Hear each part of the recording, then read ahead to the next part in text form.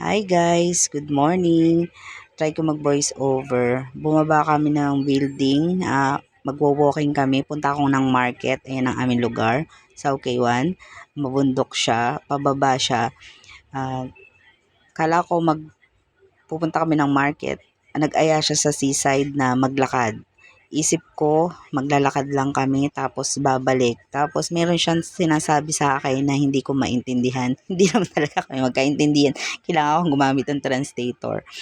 Ngayon, ayan, hinahabay namin yung mula Shaykaywan hanggang Saiwanho na seaside. Kami lang ang naglalakad na sa tirik na tirik ng araw, 9 a.m. to 10 yan. Ayan, ang ganda ng ng mga yate. Sobrang init. Tinutusta niya talaga ako eh. May mga ibang matatanda pero nandun sila sa kabilang side sa may lilim. Para pa naman kaming pagong maglakad dahil ang bagal, hindi siya pwedeng mabilis na maglakad. Naghahanap ng sakit tong matandang to eh. Pinagbigyan ko na lang kasi may hinahanap siyang lugar, may tinuturo siya sa akin. Sa susunod, aagahan namin pagka magti-trip tong maglakad. Tapos may pinagtanungan siyang may sinasabi siya, ang hinahanap niya yung park and shop. Tinagtanong siya sa ibang mga inchik, tinuturo. Tapos meron siyang kaming pupuntahan na isang block ng mga building na lugar. Doon ang shortcut nun. Ayun, yung yellow na building na yun. Na doon kami pupunta para mag-shortcut kami doon sa hinahanap niyang lugar. Kasi bago lang ako dito.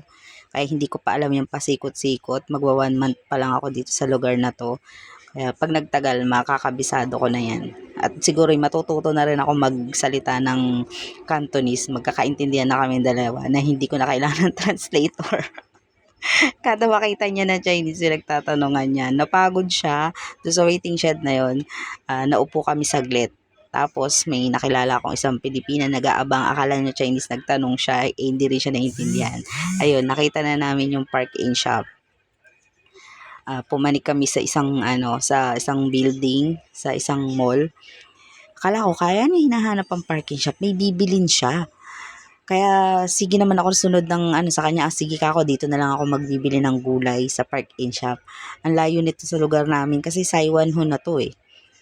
Sabi ko, ayun ang park and shop, sabi ko. Tinuturo ko sa kanya, oo daw, oo daw. Tapos sabi, kasi hindi siya tumitinag. Ang tinuro niya yung pinagpapacheck upan. Ayan pala yung JHC. Maganda yung mga Japan homes yan eh.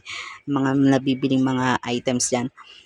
Tinuturo niya yung clinic na pinagpapacheck upan daw ng anak niya. Ayan na yung parking shop. Akala ko papasok siya. Noon pala, shortcut lang to. Ito, lalabas kami dyan. Sasakay kami ng lift pababa para dun kami dadaan shortcut papunta dun sa market sa South Kaiwan. Kaya napagod siya, hindi ko na sinama mag-market. Naiwan siya sa park. Naupo na lang siya. Kaya ayun, pinagpahinga ko muna. Nakauwi na kami. Pagod siya, iikod-ikod na siya. Kaya magluluto na lang ako ng lunch namin para makakain at makapagpahinga siya. Simpleng ulam lang.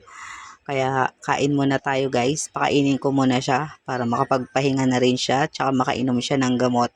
Bye guys!